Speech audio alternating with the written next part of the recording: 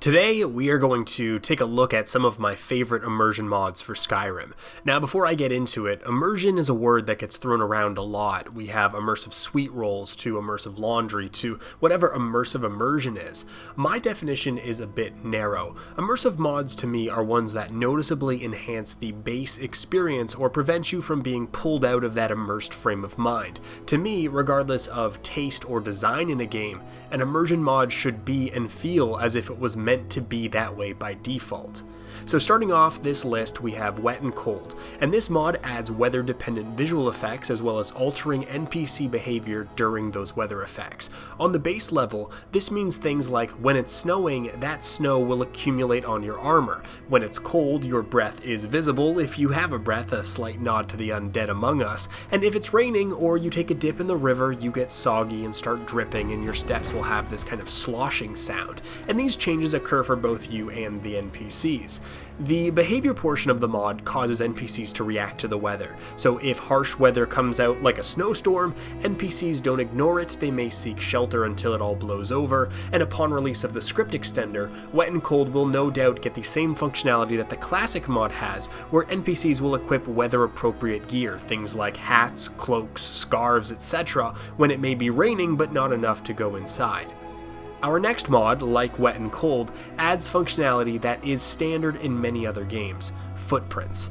Footprints does what the name implies, and causes players and NPCs to leave footprints as they walk. And this mod was deceptive for me, as I have had this in my load order forever, never really thinking twice about it. I thought I could live without it if need be, but until I did not have it, as it did take a while for it to come to the Special Edition version of Skyrim, I didn't realize how impactful it was, or rather how impactful it was to not have it, because it is just goofy to not leave footprints. It also adds some much needed variation to large snowy areas that can just feel whitewashed, and different monsters have different footprints, so you could track them, but it's just something that comes standard in so many other games that it feels wrong to not have it.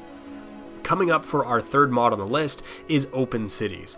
This mod has an outdated reputation for being unsafe or breaking quests or mucking up your save files. That's all hooey, and it's long been since fixed. This mod removes the loading screen attached to entering cities through doors. Anytime you can eliminate a loading screen, you've done good. And this change reinforces that the cities are a natural part of the world, not just closed off instances. And a byproduct of not needing to enter through a door, Open Cities lets you ride your horse into town, and because you don't have loading screens between you and the guards, if they're chasing you for some sort of crime, they will chase and chase and chase you right out the city. But also, if there's a threat or a dragon is sighted, the guards from the city will come out in full force to defend. Fourth, we have Relationship Dialogue Overhaul. This is a large mod. If I had to boil it down completely, it has two parts. There is an emphasis in NPCs talking to you based on your relationship with them, and an incredible amount of additional dialogue has been added. So friends should talk to you more like friends, spouses talk to you more like spouses, followers have much more to say in a wider variety of circumstances, and if people don't like you, you'll know it. Maybe they won't sell to you, they'll possibly insult you, but you will know where you stand with people as you talk to them. A lot of this is done using the additional 5,000 lines of voiced dialogue the mod adds, and this is using the original voices that are found in the game, which is accomplished by restoring dialogue Bethesda had cut out and by repurposing dialogue from different NPCs with the same voice actor. For instance, a potential spouse may have had special dialogue when married, but if you didn't get married, you would never hear it, and this mod may take that dialogue and appropriate it to other NPCs sharing that voice where it makes sense, sometimes cutting half a line here and half a line there to make an entirely new sentence.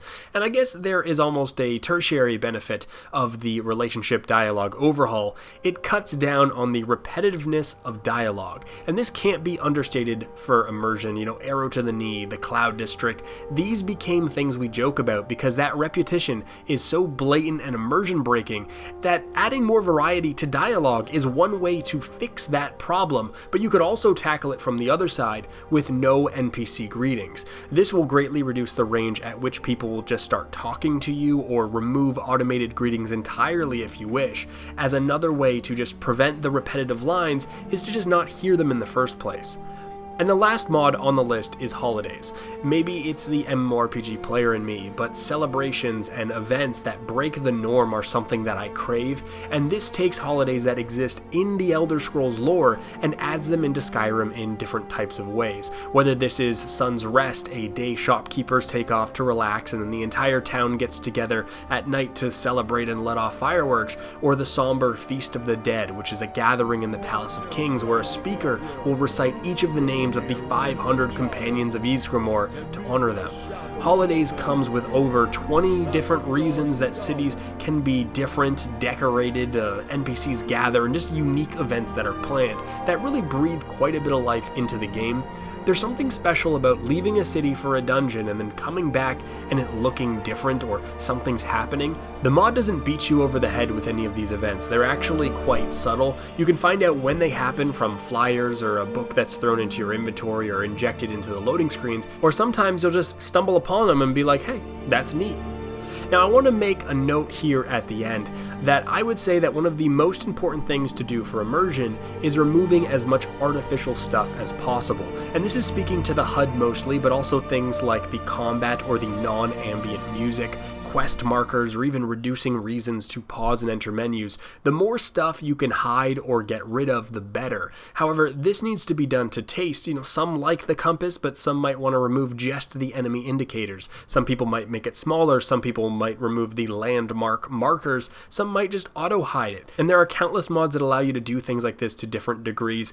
The reduction of these elements, though, cannot be overstated in their effect. It's just a balancing act between enjoyment and frustration that everyone needs to make their own judgment call on, and I would urge anybody who has never tried to hide their UI to take those baby steps and just try and get rid of as much of it as you can. So those are some of my favorite immersion mods currently. The really good stuff will come out when the script extender is released, and I know I'll get crap for not including I Need or Frostfall. I'm not going to go into it too deep here. I love both of those mods, but in my narrow view, they don't enhance the vanilla experience, they add to it. They add these types of mini games to be played during Skyrim, and they are both great if you enjoy those mini games, and those mini games are immersive in themselves, but they're separate from the base game. And it's kind of splitting hairs here, which is why I gave them the shout out anyways, but that's going to go ahead and do it for me. Until next time, this is Fevir. Peace.